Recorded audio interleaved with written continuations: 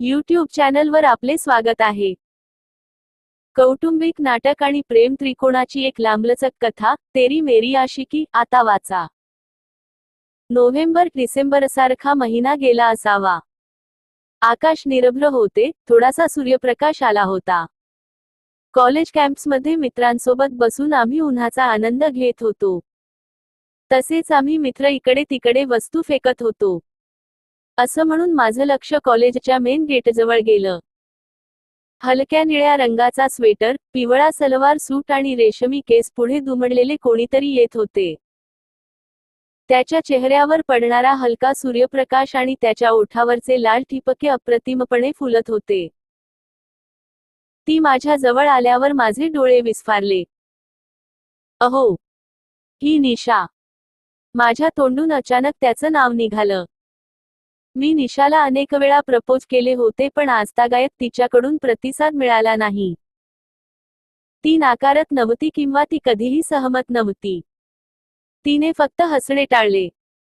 याच कारणामुळे माझी मैत्रीण मला नेहमी म्हणायची की निशाही तुझ्यावर प्रेम करते, म्हणून ती तुला नाकारत नाही। मराठीतील प्रेमकथा। मराठीतील सर्वोत्कृष्ट प्रेमकथा। मराठीमध्ये नवीन सर्वोत्तम प्रेमकथा। आज त्याला इतकं सजवलेलं पाहून मी पण ठरवलं होतं की आज त्याच्याकडून उत्तरं घेत राहीन। आता आम्ही वर्गात गेलो होतो, पण ब्रेकमध्ये संधी मिळताच मी तिला विचारले, निशा, मला तुला एक गोष्ट विचारायची आहे। विचा, निशा म्हणाली। मी माझा आवाज दाबत बोलत होतो जेव्हा तिने माझे शब्द कापले आणि म्हणाली, ठीक आहे। आज तू काही बोलणार नाहीस, मी सांगेन। हे ऐकून माझ्या हृदयाची धडधड वेगाने सुरू झाली। संपूर्ण शरीरातून वीज गेली। पण त्याचे म्हणणे ऐकून माझ्या आनंदाला पारावार उरला नाही। आज माझ्या आयुष्यातील सर्वात सुंदर क्षण होता, ज्याची मी वर्षानुवर्षे वाट पाहत होतो ते ऐकायला मिळाले। माझं तुझ्यावर प्रेम आहे, निशा तिचे ओठ माझ्या जवळ आणत बोलली। निशाने माझे प्रेम स्वीकारले होते। आणि काही वेळातच आम्ही दोघांनी एकमेकांना मिठी मारली। शतकानुशतके ओसाड भूमीवर आज प्रथमच प्रेमाचा गुलाब फुलला होता। सर्व दिशा प्रेमाच्या या रंगात रंगून गेल्या होत्या। आता काही दिवसात लैला, मजनू सारखे आम्हीही संपूर्ण कॉलेजमध्ये फेमस झालो होतो। आमचे सर्व मित्र निशाला भाभी म्हणू लागले। यानंतर आम्ही दोघी अनेकदा एकत्र फिरायचो, मस्ती केली, कधी या पार्कमध्ये तर कधी त्या पार्कमध्ये। आम्ही आमची बाईक पाटणाच्या रस्त्यांवर घेऊन जायचो तेव्हा सगळ्यांच्या नजरा आम्हा दोघांवर खिळल्या होत्या। पण एक वेळ अशी आली की आमचं कॉलेज संपुष्टात येत होतं। आम्हा दोघांना वेगळे होण्याची भीती वाटत होती। मनात वेगवेगळे, आश्चर्यकारक विचार येत होते। कधी कधी आपल्याला वाटतं की आपण दोघांनी लग्न करावं, तर कधी आपल्याला आपल्या कुटुंबाच्या निर्णयाची भीती वाटते। आमचं कॉलेज संपल्यावर आम्ही दोघंही आपापल्या शहरात परत आलो, पण तिच्या आठवणींनी इथं जगणं कठीण झालं। बरेच दिवस काही करावेसे वाटत नव्हते। तो उदासपणे तिच्या चित्रांकडे बघत राहिला। भावंडांमध्ये मी सर्वात मोठा होतो, त्यामुळे मला लवकरात लवकर नोकरी मिळावी, अशी जबाबदारी अभ्यासानंतर आली। मराठीतील प्रेमकथा। मराठीतील सर्वोत्कृष्ट प्रेमकथा। मराठीमध्ये नवीन सर्वोत्तम प्रेमकथा। मी सुद्धा माझे कर्तव्य पार पाडण्यासाठी सर्व काही करत होतो। हळूहळू निशाला विसरायचा प्रयत्न करू लागला। दरम्यान, मला एका चांगल्या कंपनीकडून नोकरीची ऑफर आली। एवढ्या दिवसात निशा मला विसरली असावी, असा विचार माझ्या मनात अनेकदा आला। पण मला वाटायचं की जेव्हा मी तिला विसरू शकत नाही तेव्हा ती मला कशी विसरली असेल। लव्ह स्टोरी मराठीतील प्रेमकथा। मराठीतील सर्वोत्कृष्ट प्रेमकथा। मराठीमध्ये नवीन सर्वोत्तम प्रेमकथा। माझ्या मनाला सगळं विसरून त्याच्याकडे जावंसं वाटत होतं, पण जबाबदाऱ्यांनी मला घट्ट पकडून ठेवलं होतं।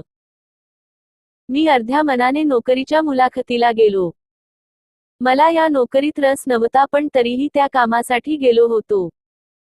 ज्याप्रमाणे नद्यांचे पाणी विचार न करता समुद्राकडे जाते, त्याच्याप्रमाणे मीही विचार न करता जात होतो. आता मुलाखतीसाठी ऑफिसला पोहोचलो होतो. ऑफिसमध्ये मुलाखतीसाठी अनेक जण बसले होते. मी पण माझ्या वळणाची वाट पाहू लागलो. तिथेही निशाच्या आठवणी खात होत्या आणि एका वेगळ्याच प्रकारचा एकटेपणा मारला जात होता. सूर्यास्तानंतर जशी सूर्यफुलाची फुले कोमेजून जातात, तशीच अवस्था निशाच्या गेल्यानंतर माझी झाली होती. मी लोकांसोबत बसलो होतो पण तरीही इथेही मला एकटं वाटत होतं. काही वेळाने माझीही पाळी आली. साहेब, तुम्हाला इंटरव्ह्यूसाठी आत बोलावले जात आहे. त्या कंपनीचा एक कर्मचारी माझ्याकडे आला आणि म्हणाला. ओके, म्हणत मी ऑफिसचा दरवाजा हलकेच ढकलून आत गेलो. मोठे डोळे, धीट चेहरा, चेहऱ्यावर कणखर स्वभाव आणि हलके पांढरे केस एक व्यक्ती खुर्चीवर बसली होती. त्याने मला बसण्याचा इशारा केला आणि विचारले, तुझे नाव काय आहे? हो, राजू अग्रवाल, मी म्हणालो. यानंतर त्यांनी अनेक प्रश्न विचारले, ज्यांची मी पूर्ण आत्मविश्वासाने उत्तरे दिली. त्यांनी काही विचित्र प्रश्नही विचारले जसे, तुमचे वडील काय करतात?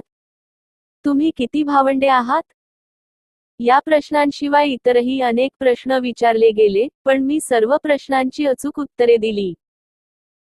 तुझं कोणावर तरी प्रेम आहे का? त्याचा प्रश्न ऐकून मला धक्काच बसला. मराठीतील प्रेमकथा. मराठीतील सर्वोत्कृष्ट प्रेमकथा. मराठीमध्ये नवीन सर्वोत्तम प्रेमकथा. चांगल्या नोकरीसाठी असा प्रश्न कोण विचारतो? या प्रश्नाचे उत्तर गप्प राहणे मला योग्य वाटले. हा प्रश्न ऐकून तो नोकरीच्या मुलाखतीसारखा कमी आणि लग्नाच्या मुलाखतीसारखा जास्त दिसतोय. मला तू खूप आवडतेस, तो म्हणाला. उजव्या हाताने रिंग बेल बटन दाबून कोणाला तरी कॉल केला. त्यांना मॅडमच्या केबिनमध्ये घेऊन जा, तो आल्यावर त्या माणसाला म्हणाला. मी त्या माणसाबरोबर दुसऱ्या केबिनमध्ये गेलो. माझं मन थिरकत होतं. मी मनात विचार करत होतो, मला नोकरी मिळेल की मला असेच परतावे लागेल. नोकरी मिळाली तर बरं, नाही तर. मी दुसऱ्या केबिनच्या आत गेल्यावर मला आवाज आला, सर. सांग किती पगार मिळेल? खुर्चीवर बसलेले पाहून माझे डोळे उघडले. संपूर्ण शरीरात वीज गेली. निशा चेहऱ्यावर हलके हसू घेऊन खुर्चीवर बसली होती. मी निशाकडे स्तब्धपणे बघतच राहिलो. मग ती मला म्हणाली, सर तुम्हाला धक्का का बसला आहे? मी म्हणालो, निशा, तू. आम्ही तुला विसरलो असे कसे वाटले? मला तुझी आठवण यायची जितकी तुझी आठवण यायची. निशा म्हणाली. मग आम्ही दोघांनी एकमेकांना मिठी मारली. काही क्षण आम्ही कुठेतरी वेगळ्याच विश्वात हरवून गेलो. दिवाळखोर व्यक्तीला त्याची संपूर्ण मालमत्ता परत मिळाल्यासारखे वाटत होते. निशाने सांगितले की तिच्या वडिलांची कंपनी तिची आहे आणि निशानेच मला बोलून नोकरीची ऑफर दिली. कारण निशा माझ्याबद्दल तिच्या वडिलांशी बोलली होती आणि वडिलांची इच्छा होती की त्यांनी मला भेटावं. आता आमची दोघांची भेट झाली होती. त्यानंतर आम्ही दोघांनीही आमच्या घरच्यांच्या संमतीने लग्न केले होते. जन्मापर्यंत सोबत राहण्याचे वचन देऊन आज आम्ही दोघे एकत्र आहोत. मला माझे पहिले प्रेम मिळाले याचा मला खूप आनंद आहे आणि मी देवाला प्रार्थना करतो की मला माझ्या पुढील आयुष्यातही अशीच प्रेमळ निशा मिळो. मला हे तारे नको आहेत, मला हे झरे नको आहेत. तू सदैव माझ्यासोबत रहा, ही तुझ्या